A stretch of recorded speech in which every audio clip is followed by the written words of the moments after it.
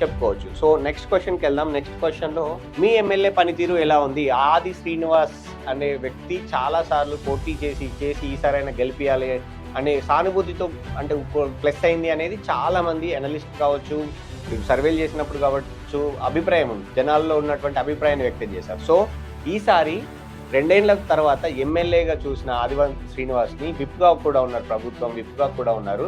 So 2 ఏళ్ల తర్వాత అధికారం ఇచ్చిన తర్వాత మీ ఎమ్మెల్యే పనితీరు ఎలా ఉంది అంటే బాగుంది అనే వాళ్ళ సంఖ్య 51.61% అయితే, బాగాలేదు అనే వాళ్ళ సంఖ్య 38% అయితే, మెరుగుపరుచుకోవాలి అనే వాళ్ళ సంఖ్య 99.7%. సో మంచి మార్కులు పడ్డాయి. 50% పైన ఎక్కువ మంది బాగుంది అనే వాళ్ళు సపోర్ట్ చేసినట్టుగా మనం చాలా స్పష్టంగా కనపడతా ఉంది. నియోజకవర్గాలకు సంబంధించినటువంటి శాంపుల్స్ విశ్లేషించినటువంటి ఆధారంగా వచ్చినటువంటి రిజల్ట్స్ చూస్తున్నాం కదా, కేవలం పేపర్ శాంపుల్సే కాదు, ప్రజలు కూడా ఏమనుకుంటున్నారో, ప్రజల అభిప్రాయం ఎలా ఉందో కొన్ని వీడియోల్ని చిత్రీకరించింది తెలుగు 360. ఆ సంబంధించినటువంటి రిజల్ట్స్ కూడా ఇప్పుడు మనం చూద్దాం. మా నియోజకవర్గంలో మా ఎమ్మెల్యే గారు మాత్రం చాలా బాగున్నాడు, చాలా మంచి పనులు చేస్తున్నాడు. రేవంత్ రెడ్డికి పోల్చుకుంటే అంటే వాళ్ళు మొత్తం భూములు జాగాలు మొత్తం దోసుకొని తిన్నాడు అంతే గాని ఏం ప్రజలకు చేసింది ఏం లేదు. భగీరథ అన్నారు, లక్షల కోట్లు మింగిరు, ఒక చెంబు నీళ్ళు కూడా రాలేదు. అది కేసీఆర్ గురించి.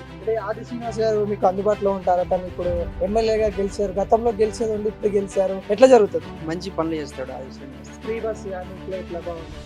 ఇంకా ఫ్రీ బస్ అంటే లేడీస్ కొరకేనా, ఒక ప్రజలకు రైతులకు యూరియా సంబంధించి ఇబ్బంది అవుతుంది అంతే. కేసీఆర్ ఉన్నప్పుడు మంచి, ఇప్పుడు రేవంత్ రెడ్డి మంచి ఉందంట. కేసీఆర్ ఉన్నప్పుడే మాకు కన్నతం పెరిగింది, ఇప్పుడు ఎట్లా ఉంది మన ఊర్లో రోడ్లు కానీ పనులు కానీ? ఏం మంచిగా లేవు సారు, ఏం మంచిగా లేవు. మన ఎమ్మెల్యే అందుబాటులో ఉంటారా? ఏ పని అంటే చేస్తాడు, ఏ పని అయినా చేస్తాడు. మా ఊరే కదా, మీ దగ్గర ఈ ఊరే, అన్ని మంచిగానే చేస్తాడు. కాంగ్రెస్ వచ్చింది, ఎట్లా పాలన నడుస్తుంది, ఇట్లా పనులు ఎట్లా చేస్తారు?